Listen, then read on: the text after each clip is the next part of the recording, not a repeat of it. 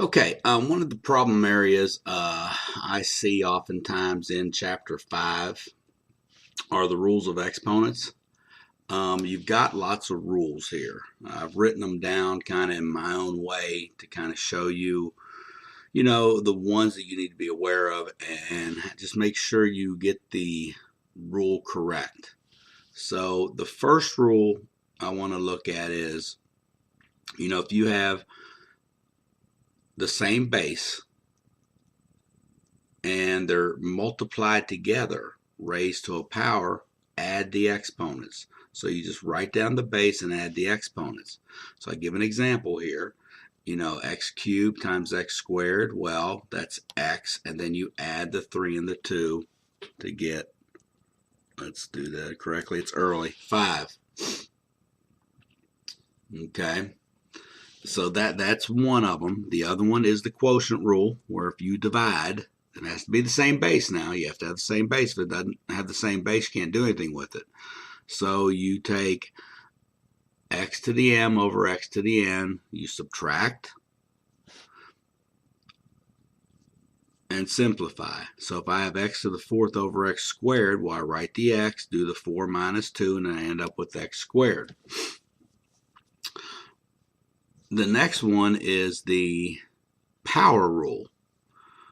So you're taking something inside parentheses and raising it to a power, so you've got to multiply the exponents. So in other words, if I have x cubed squared, okay, here you multiply. You write the base down, you multiply to get x to the 6th. This next rule is if I have the power of a product. So that means I have to raise everything inside these parentheses to that power. And that's what we're saying right here. So if I have x squared y to the 4th cubed, that means that I cube the x squared and I cube the y to the 4th, which takes me up to this rule. So that tells me, okay, I have to multiply the 2 times the 3. I have to multiply the 4 times the 3. So I write my base down. I get x to the 6th, y to the 12th. You can't do anything with that because those are different bases. The 0 power rule. So anything raised to the 0 power is 1. And the negative exponents. So that is a negative m there. Kind of had a little pen issue there.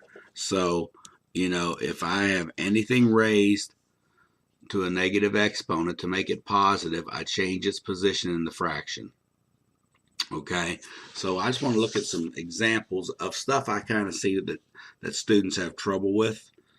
When you start getting multiple operations within one, you have to be careful. You have to be careful. So let's just look at something like this. Let's say I had x squared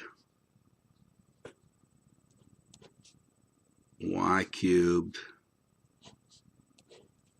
squared y to the 4th. Okay? You just have to take your time here. So first, you always apply the power rule. Okay, take care of your exponents first. Don't worry about this y to the 4th yet. You do nothing with it because, see, you're multiplying. So I would take x to the 2 times 2, y to the 3 times 2, and just write y to the 4th. Simplify there, x to the 4th, y to the 6th, y to the 4th. From there, these are similar bases. So then I can take x to the 4th, y, and then I can add those exponents, and then I end up with x to the 4th, y to the 10th.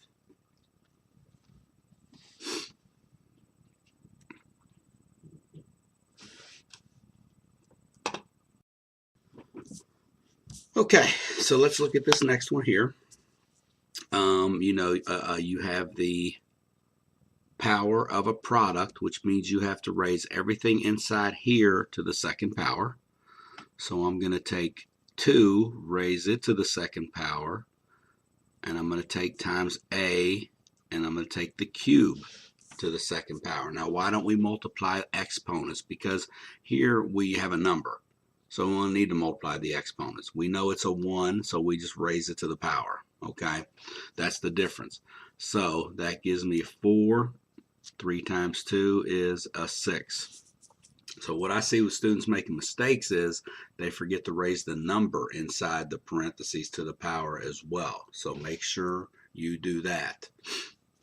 Another trouble area I see occasionally is these 0 powers. So let me look at one here. The difference here, everything in here is raised to the 0 power. With this term here, x is the only thing being raised to the 0 power. So anything to the 0 power is 1. Well, if I do this over here, that's just raised to the 0 power. The x is, the 2 is not. So that's 2 times 1, which is 2. Add them together to get 3.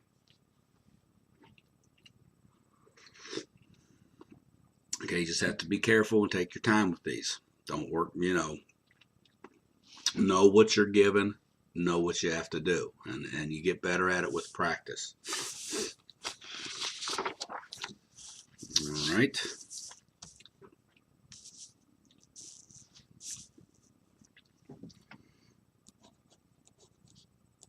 Something like this where you have multiple rules to apply at once. Okay, you've got your fraction. You've got terms in the numerator. So, I always say, if I can, I simplify and get the numerator as simple as possible, get the denominator as simple as possible, and then go from there. So for what I'm going to do first here, because really that a is a 1. So we're multiplying, so we add those exponents, and that gives me a to the 7th over a to the negative 2. This is our quotient rule, so we subtract. What you have to be careful with here is making sure that you subtract the negative 2.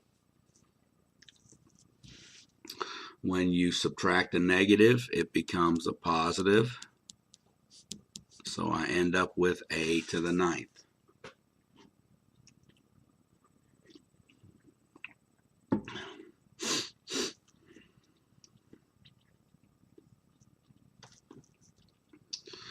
Okay, so let's increase the difficulty level here.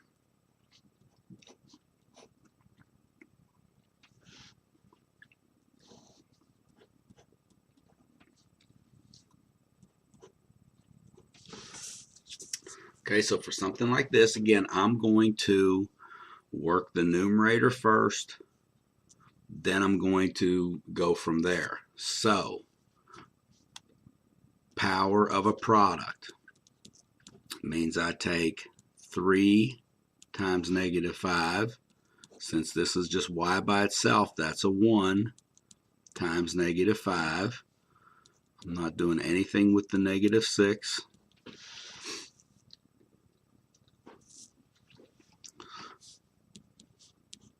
That gives me x to the negative 15, y to the negative 5, over x to the negative 6, y to the 4.